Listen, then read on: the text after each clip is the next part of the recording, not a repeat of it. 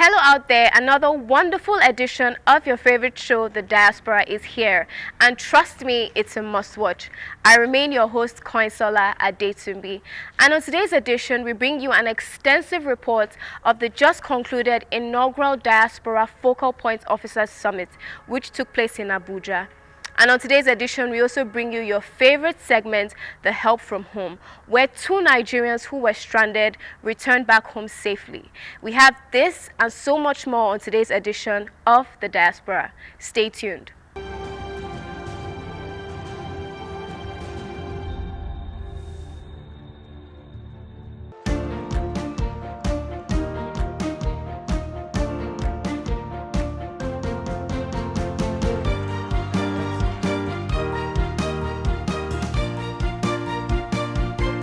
This is a historic event as it is the first time state focal point officers on diaspora affairs are meeting in Nigeria.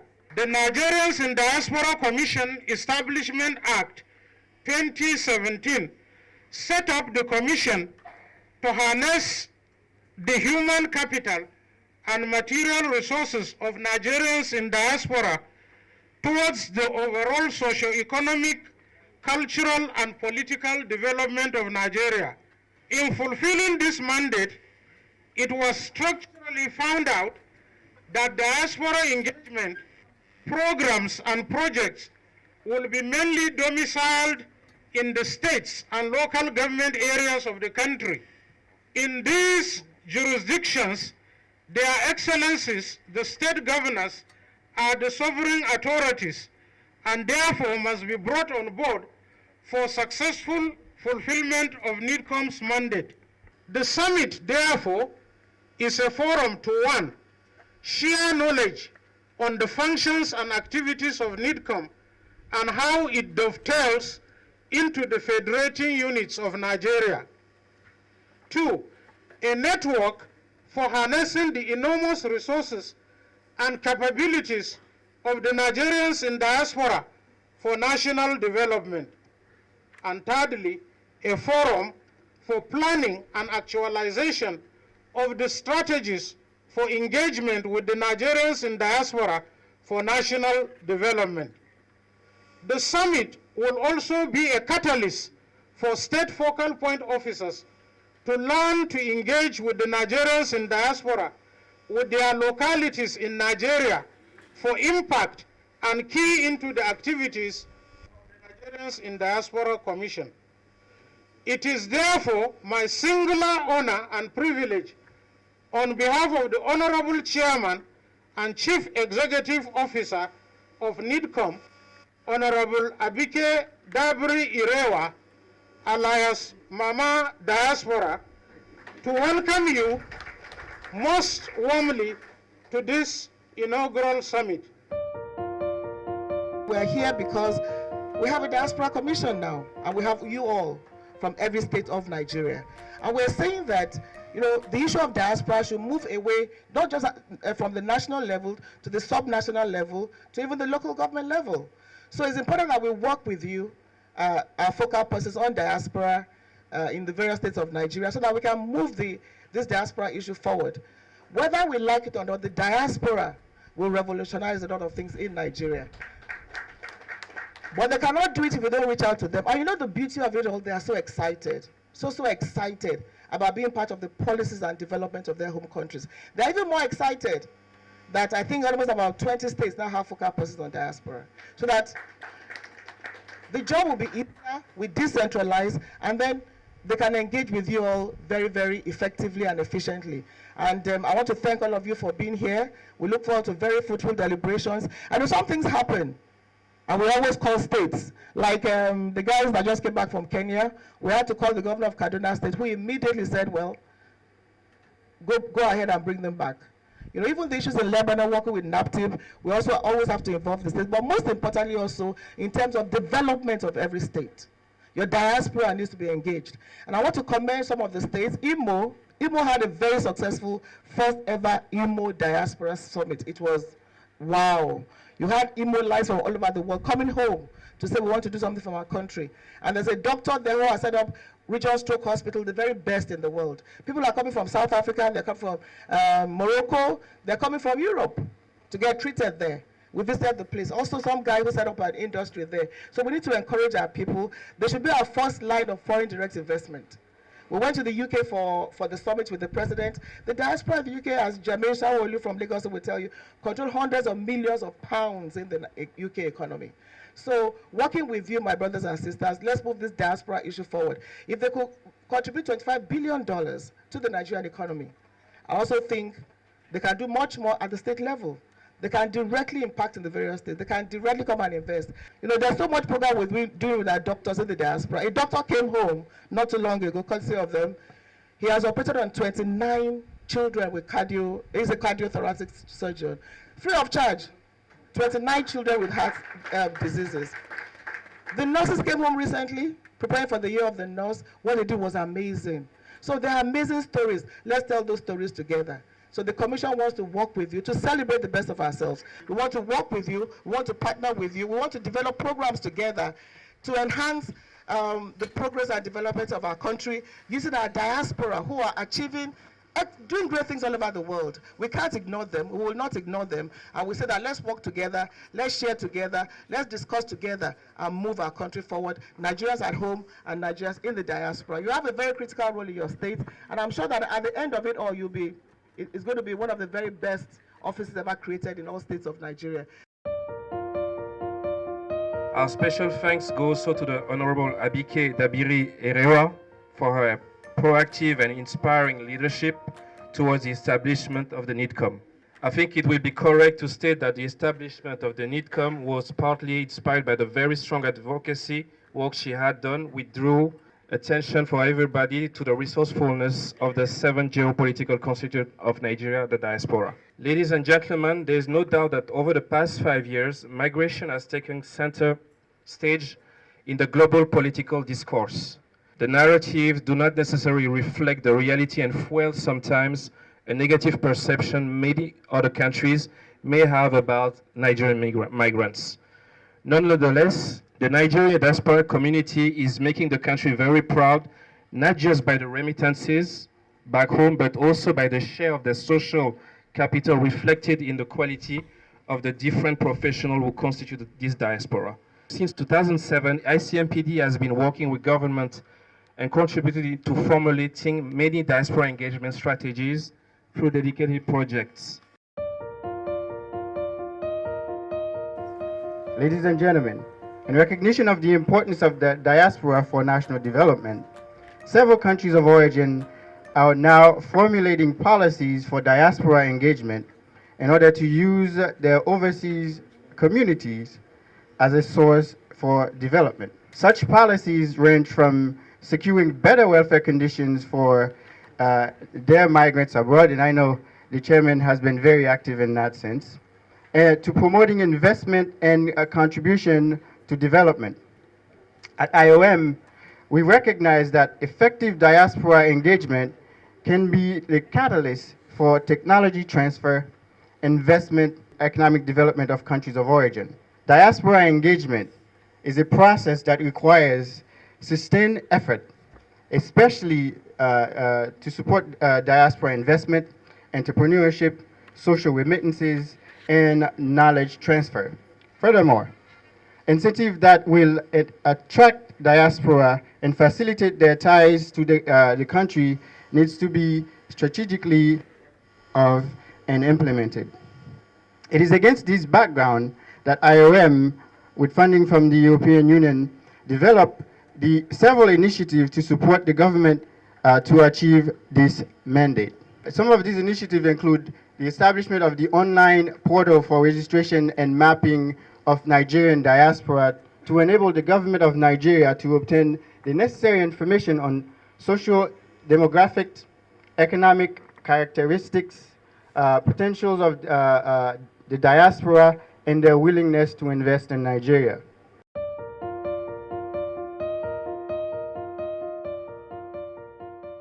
I speak on behalf of the academia in Nigeria, and especially on behalf of the University of Ibadan, being the very first, lived up to the presentations about 7 years ago when it established a postgraduate program, first of its kind, in diaspora and transnational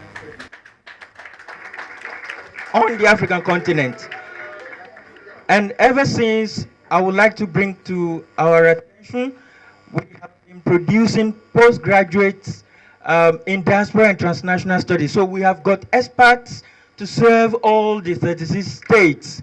And you can always come to the University of Ibadan and we will recommend master's holders in diaspora and transnational studies. It will still take some years to get them from other universities, if you know what I mean. I'm pleased to also inform you that we'll be producing our first PhD holder in diaspora and transnational studies at the University of Ibadan.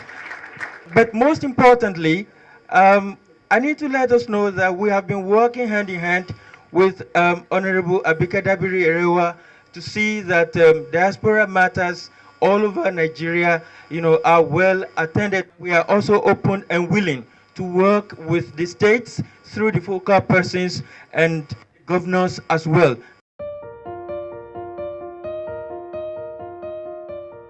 I cannot go on without first commending the executive chairman of NIDCOM, Honorable Abike Dabiri Erewa, like you call her Mama Diaspora. With all great pleasure, I present this goodwill message on the theme, Leveraging Diaspora Resources for National Development, which is timely and important because it indicates the concerted efforts to harness diaspora potentials towards the development of the nation. Collaboration is very key to the success, and synergy is of utmost importance. So if the federal level is working directly with the state level, can you imagine what can be achieved through this initiative? I welcome all the state officers here, and I'm very, very happy to see that 20 states in Nigeria now have diaspora focal points, either offices or personnel. Thank you. But then we must give special thanks to Imo State for setting a precedence with the Diaspora Summit 2020. Well done, Imo State. Other states, we need to ensure that by the end of this year, we will have how many? 36 focal points, but not just focal points, 36 active, committed, functional focal points. But in all this, it is very important that each party involved understands the expectations and are clear on their deliverables. Also, the data shows that Nigerians are one of the most educated in diaspora. Nigerians in diaspora is very relevant to the nation's economy. And it is apparent that Nigeria's ranking as a top remittance destination should not be left to do what? Be forgotten. It should not be left to be lost in the midst of many other things that we have lost as a nation. This is time for us to all wake up, collaborate, and realize that Nigerians in diaspora are very, very important to Nigeria as a nation. The importance of this gathering is very imperative, particularly going by the very important intellectual discourse that has been thrown up since the formal establishment of the Diaspora Commission. I could remember that even as of last year, we still had an engagement with the people outside the country on the issue of how do we leverage on the diaspora resource for the development of our society. And I think one of the takeaway of that program, which was held at the Villa, was that the human resource development of a country should not be seen only from the perspective of what is contained within the four walls or the territory of that state, but what are the quality of people who have left the source of the country and have acquired more knowledge, exposure, and experience, and that the way to develop is to ensure that these resources are properly monitored and next and translated to meaningful development for our society. So in this regard, I'm very happy that our state government are taking the issue of having proper engagement with diaspora by creating focal, offices for diaspora. And the net effect of this is that the country, Nigeria, being a federation, the net effect of our development will be the aggregate development in the component states that we have in the country.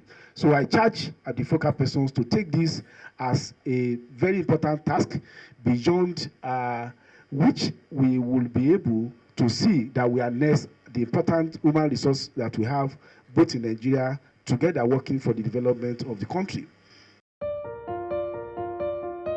NIDCOM is a baby organization still very much in its infancy. But the success it has recorded so far belies its age. It has paid deserving attention to Nigerians in diaspora, not just with regards to their general well-being, but also making sure that they remember home by channeling their human capital and material resources to the development of Nigeria.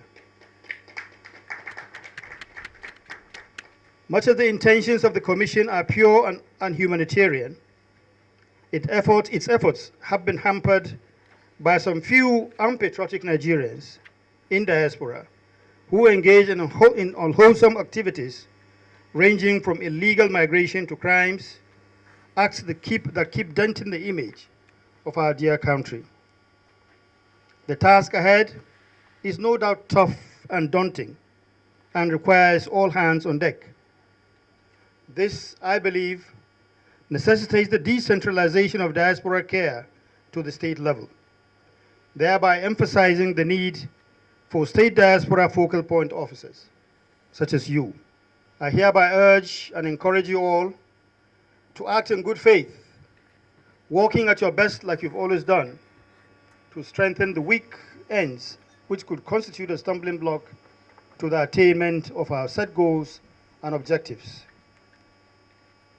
Let me seize this opportunity to reassure you of the resolve of the Ministry of Foreign Affairs to work closely with the Commission to contribute to the upliftment of Nigeria and Nigerians. Once more, congratulations to the Nigerians in Diaspora Commission. My interest is how do I get back the neurosurgeons? How do I get back the engineers? How do I get them to come back and let their experience rub off on the kind of things we are doing in Abia? And I must commend NIDCOM so far for setting the tone, because there has to be a template that will enable the diaspora community begin to think of coming home. Through the support of brothers and sisters in the diaspora, Abia has received more than 20 containers of all kinds of medical equipment, which we distribute to primary health care centers, general hospitals, and even the teaching hospital. Then again, it's important that I mention here that we have a program which we call Education for Employment, which is anchored by somebody from the UK, Dr. Zengwa.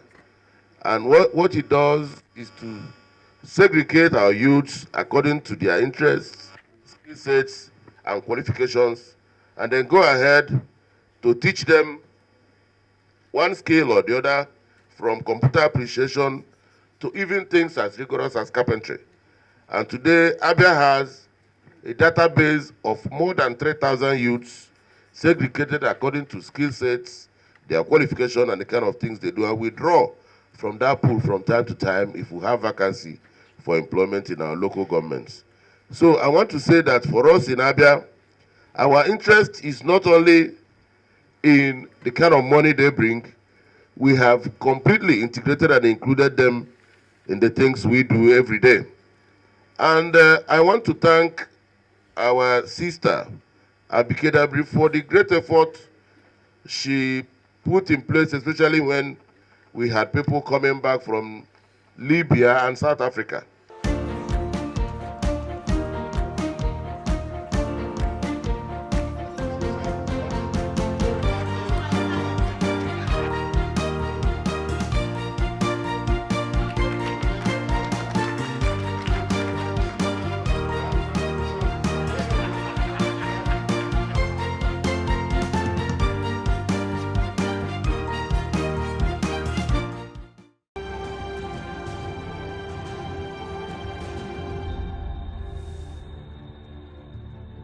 Now, 2 Nigerians who overstayed their visas were released through the helpful efforts of the Nigerians in Diaspora Commission. Watch this. Obeying the laws of any country. I think that is the number 2 thing. His own passport expired while he was there. But the good thing is they're back home now. Now, some people will tell you themselves that it's not worth it going on these journeys. It's just not worth it. So these are just victims of the fact that they overstayed their visa, they were locked up, NICOM intervened. And I want to thank the governor of Kaduna State, Malam Nasir Al-Rufai. He's from Kaduna State. Immediately we told him, we said, do everything to get them back. And of course, the president has instructed that when we can help, we must help Nigerians in distress. But to every Nigerian out there, it's not what this journey, it's not what, even the surveying laws of any country. I went there as a student. I was supposed to take a program in ICS, security management. But then, even when they refused to give me the visa, it was completely impossible for me to come home because I've seen other Nigerians who volunteered themselves and they are taken back to court and sentenced to prison. So that hence, the only alternative I had was to follow through the High Commission and see if they can help me sort it out. What took you to Kenya? Actually, an agent, I paid him. He told me there's a job. So when I got there, I found out all was lies. Ha! Not so fast. Look, I'm tired. I want to check out of this country for greener pastures. Just calm down for a moment. Please sit down. Do you have a job where you're going to? No, but someone is arranging, Listen, Alinko. Checking out of this country without proper planning means one thing. Unimaginable begin. I've been in the diaspora, but legitimately doing great things at home and abroad. As I've been saying, without the proper footing abroad, the risk is not worth it. Listen, Alinko, it's better to be home than be trapped abroad, or even end up in prison.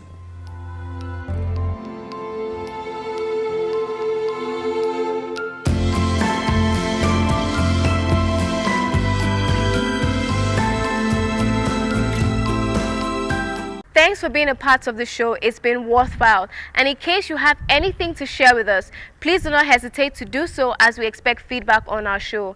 And remember, you can reach us on all our social media platforms. On Facebook at Nigerians in Diaspora Commission, on Twitter at nidcom_gov, on our Instagram page at nidcom_gov, and on our website at www.nidcom.gov.ng. You can also join us on DSTV at NTN Network News on Friday at 10:30 a.m., on NTN International on Tuesday at 6 a.m. and 10:05 p.m., on NTN News 24 on Friday at 2:30 p.m., and on Sunday at 11:30 a.m.